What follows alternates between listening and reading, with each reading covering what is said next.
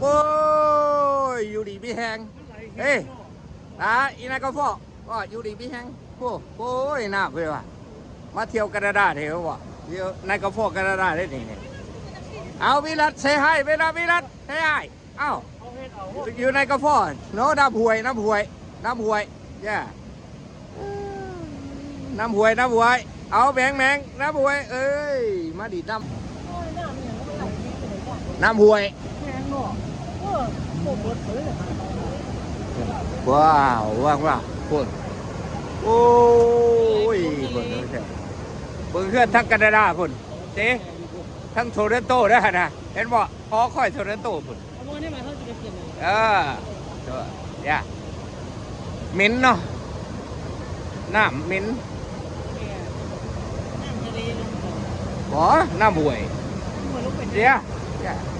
น้ำห่วยคือน้ำคลองบัดเราเลิกเลยว่ะ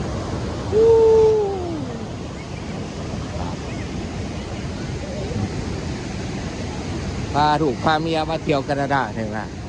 กลางคืนพอดอ่ะทั้งนั้นเป็นแคนาดาโทเรนโตทั้งนี้เป็นอันวอร์แต่นิวยอร์กนิวยอร์กบอสตันมาทั้งบัฟฟาโลเลยนะ40 ปีว่าได้กลับขึ้นมาพาเมียกลับขึ้นมา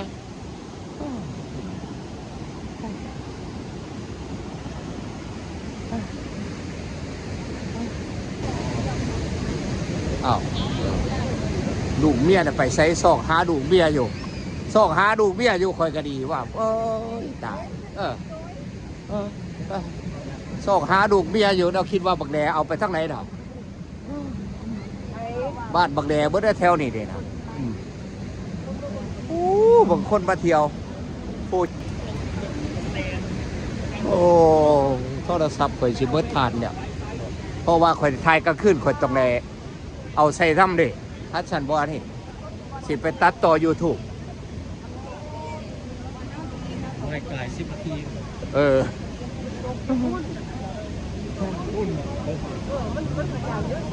พูดได้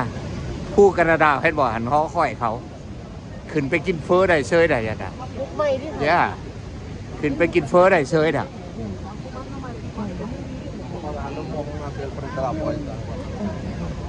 คอยว่า10 ปีข้างหน้าแคนาดาก็ไม่กล้าสิไปยางพุ่นข้างหน้าพุ่นเอาปินหนามาเสียหายให้ลูกไปเห็นตะงอนนี่บ่ฮะคือบ่ปินหนามาไหมบ่ตี้อ้าวใครคิดว่าเจ้าตัวปลอมบ่เถอะปินหนามาบ่ดิมีคนยืนจะบอกฟังนั้นมันไม่กล้ากันเขา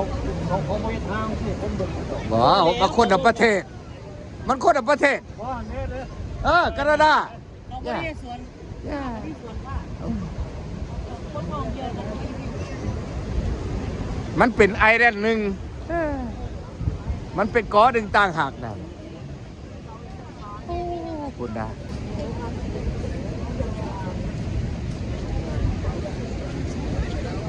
ว้าวเนาะมวนซืนกลางคืน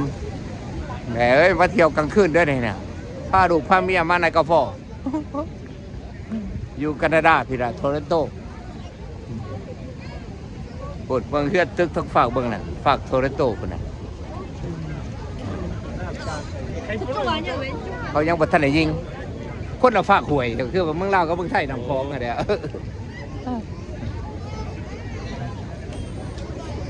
แต่ว่าโฟจูน่าได้เขาบ่ได้ได้เขาอยู่เนี่ยอยู่ใส่แต่คนเฮาด่ะโอ้ยดิพอจะไปเบิ่งนายกาแฟก็ได้ค่ะนายกาแฟเด้อเดี๋ยวพวกนั้นได้แน่ท่าโอ้ก็เลี้ยวเห็นเด้อกล่องไงดิเห็นบ่สิแม่ได้บ่อากาศเย็นๆได้บ่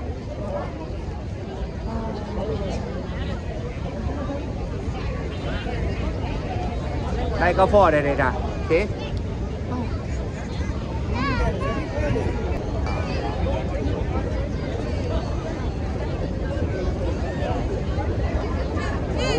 ขักแต่เขาบอกเห็นว่าน้ำอายน้ำขึ้น ไอ้น้ำขึ้นหรือว่างามบอกให้ว่าไอ้น้ำขึ้นด้วยไอ้น้ำขึ้นในกระเพาะเนี่ยเดี๋ยวเดี๋ยวเอาว่าแล้วว่าเมียเราเบิ่งว่าตกได้เอ๊ะจับเข้าไปรถเจ้าเห็นบ่บินหนามารถบินหนามาเจ้าชายให้คอยท้ายหูบให้บ่คอยท้ายหูบให้ก็ได้เอายืนเรียกกันไว้สิท้ายหูบให้จ้าบินหนามาสิท้ายหูบให้สิกัดสแลปซอดให้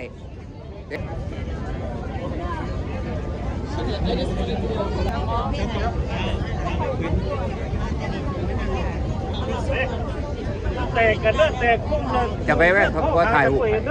ไปไหมยืนอยู่บนวิรัตเดี๋ยวถ่ายหูปไปเนี่ย ไทยเรา บอ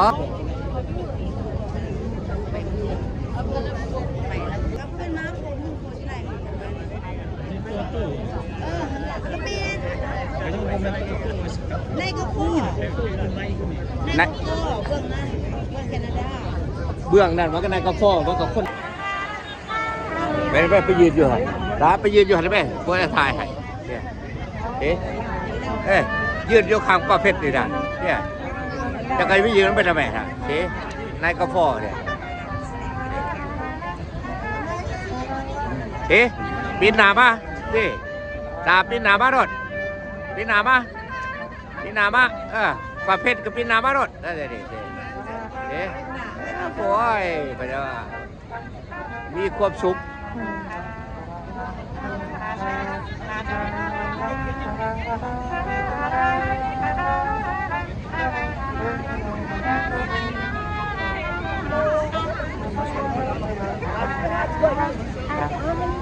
น้ำมันตกไปบนไหน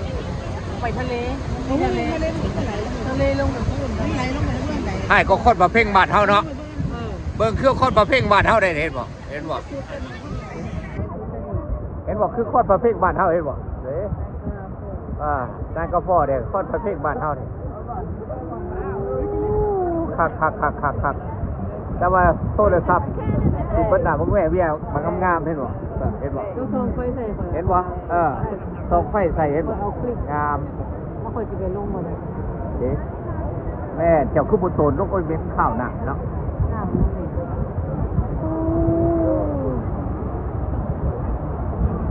เขาซุ่มเขาก็ได้ท่านจะอยากซุ่มเขาเจ้าเขามือเจ้าสี่ใส่กล้องหันใส่นาสกรีนมันหันเจ้าก็ซุ่มเขาได้สิงาม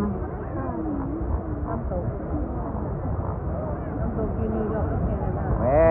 นายกฟอแคนาดาระวังเมกาใต้แดนระวังเมกากับแคนาดาเบิ่งไปเบิ่งมากคือเขาเฮ็ดเอาเองเนาะคือเขาทิมระเบิดนิวเคลียร์ใส่นี่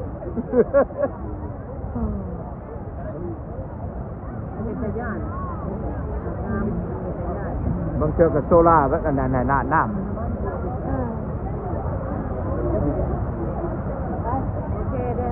เอาปลุกกันใหม่แล้วเอา